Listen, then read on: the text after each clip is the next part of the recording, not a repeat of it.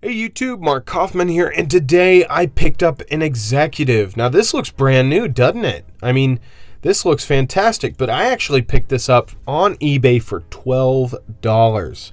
So there's still deals to be out there. It's just, you know, sometimes people buy or find a knife and they don't really want to bother with bartering it with it or anything. So I actually sent this guy a $8 offer, and then there was the shipping. So I actually bought this for like $8, and then I had a little extra cash and I bought red scales. Now it originally came with black scales, but man, this thing was pretty gummy.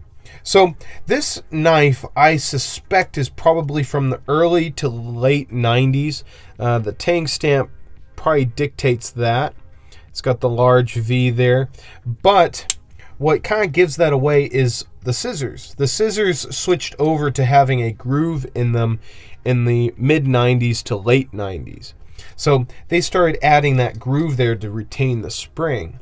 And I haven't cleaned this up. The only thing I did was wash it with soap and water, pulled the old scales off, and popped in these new ones. And this knife is actually going to be living on my home keys. So I usually carry my work keys at work, and that has my car keys and everything else I need. Usually it has a little tablet or a little fob that holds some allergy medication and maybe some Tylenol, and then it has a flashlight, and then it also has my tile, and then my keys and my car keys. So that's my work keys. But my house or home keys usually has my mail, my house, and then a padlock key. So that there is just 3 simple keys, and I just figured, you know what, I'm going to end up carrying this.